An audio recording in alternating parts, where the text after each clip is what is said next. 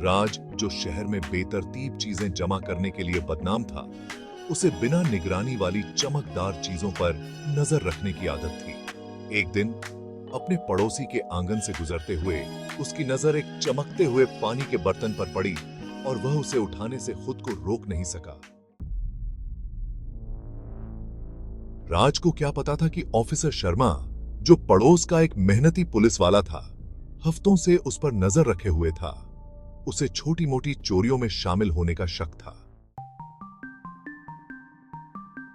धारा 35(1) A, cognizable offense in presence of police officer करना। राज ने लापरवाही से पानी का बर्तन उठाया, बेखबर कि ऑफिसर शर्मा उसके ठीक पीछे खड़े हैं। चूंकि राज ने अभी अभी उसके सामने एक कॉग्नाइजेबल ऑफेंस, चोरी की थी, शर्मा जानता था कि वह बिना वारंट के राज को गिरफ्तार कर सकता है। लेकिन शर्मा जल्दबाजी में नहीं था। उसने पहले इस बारे में सोचने का फैसला किया। धारा 35(1) बी, उचित शिकायत या संदेह। शर्मा ने सोचा कि क्या राज को गिरफ्तार करना वाकई जरूरी है। आखिरकार राज ने जो अपराध किया था वह 7 साल या उससे कम की कैद की सजा के लायक था। लेकिन क्या इसके लिए तुरंत गिरफ्तारी की जरूरत थी? उपधारा 1 बी लागू हुई। शर्मा को यह सुनिश्चित करना था कि कुछ शर्तें पूरी हों। पहले, उसे विश्वास था कि राज ने अपराध किया है। जो उसने अभी देखा था वह पानी का बर्तन उसका नहीं था। आगे, उसे यह आंकना था कि क्या राज को गिरफ्तार करना इसके लिए जरूरी है। आगे के अपराधों को रोकना। वैसे राज को तो बेतरतीब चीजें चुराने की आदत है। शायद मुझे उसे और चीजें चुराने से पहले रोकना चाहिए, शर्मा ने सोचा। उचित जांच सुनिश्चित करना। एक स्थानीय चोर के रूप में राज की प्रतिष्ठा का मतलब हो सकता है कि जांच करने के लिए और भी बड़ी चोरियां हुई हों। सबूतों से छेड़छाड़ को रोकना। राज पानी के बर्तन को कहीं छिपा सकता है और बाद में बेगुनाही का दावा कर सकता है, शर्मा ने सोचा। गवाहों को धमकियों को रोकना।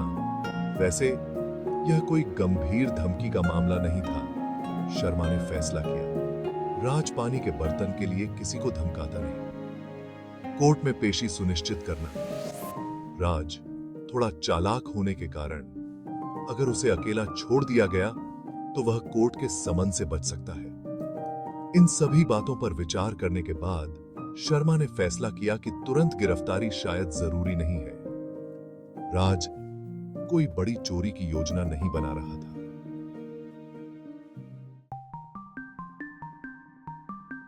धारा 35(1) सी, अधिक गंभीर अपराध। अब अगर राज ने 7 साल से ज्यादा या मौत की सजा वाला कोई अपराध किया होता तो बात अलग होती।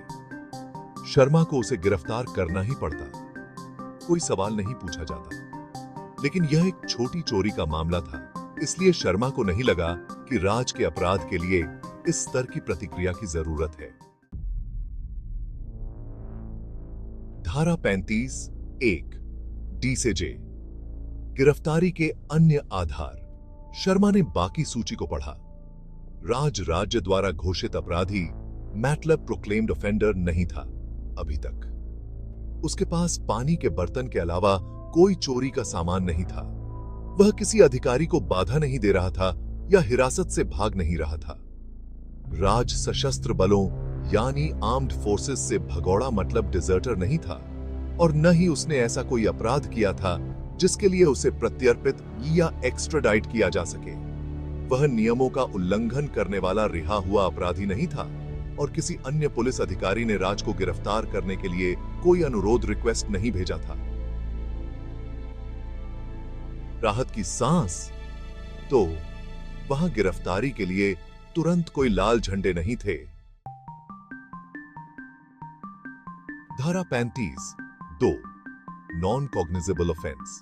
शर्मा ने फिर सोचा, क्या हो अगर यह एक नॉन कॉग्निजेबल होता, एक कम गंभीर अपराध। उस स्थिति में उसे राज को गिरफ्तार करने के लिए एक वारंट या मजिस्ट्रेट के आदेश की आवश्यकता होगी। लेकिन चूंकि चोरी संज्ञेय है इसलिए यहां यह कोई मुद्दा नहीं था।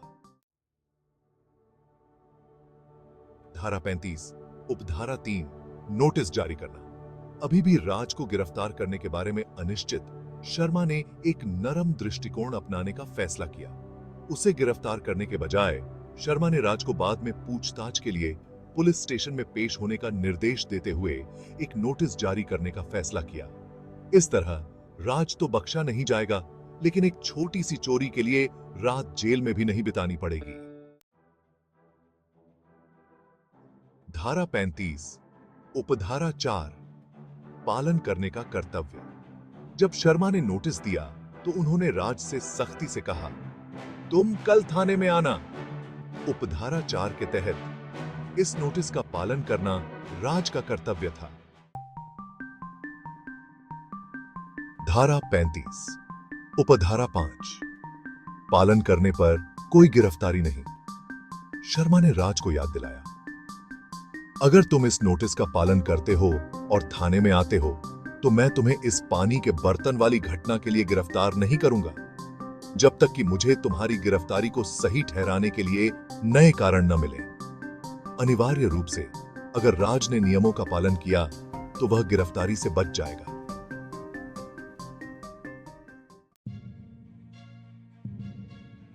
धारा 35 उपधारा 6 पालन करने में विफलता। लेकिन शर्मा ने आगे कहा, अगर तुम थाने आने में विफल रहते हो या अपनी पहचान बताने से इनकार करते हो तो मेरे पास तुम्हें गिरफ्तार करने के अलावा कोई विकल्प नहीं होगा। राज ने घबराकर यह महसूस करते हुए पानी पिया कि कोई भी चूक उसे जेल की सलाखों के पीछे डाल सकती है। धारा 35 उपधारा 7 आयु या दुर्बलता।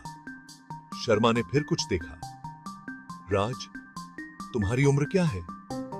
राज केवल 40 के आसपास का था, इसलिए शर्मा को उसे गिरफ्तार करने के लिए विशेष अनुमति लेने के बारे में चिंता करने की जरूरत नहीं थी। यह नियम तभी लागू होता था जब राज 60 से ज्यादा या बीमार होता। अगर राज एक बुजुर्ग व्यक्ति होता तो शर्मा को इतने छोटे अपराध के लिए गिरफ्तार करने से पहले पुलिस उपाधीक्षक के कम से कम एक वरिष्ठ अधिकारी से अनुमति लेनी पड़ती।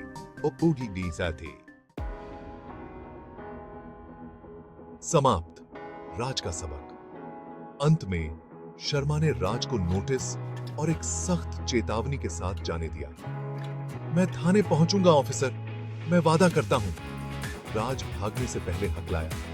राज ने सीखा कि जहां आप छोटी मोटी चोरी के साथ अपनी किस्मत आजमा सकते हैं, वहीं कानून की नजर आप पर है। और ऑफिसर शर्मा, उन्होंने एक सबक सिखाया कि कैसे एक पुलिस वाला न्याय और उदारता को संतुलित करने के लिए धारा 35 को ध्यान से समझता है। अगर आपको यह कहानी पसंद आई हो तो कृपया लाइक करें, शेयर करें और हमारे चैनल को सब्सक्राइब करें।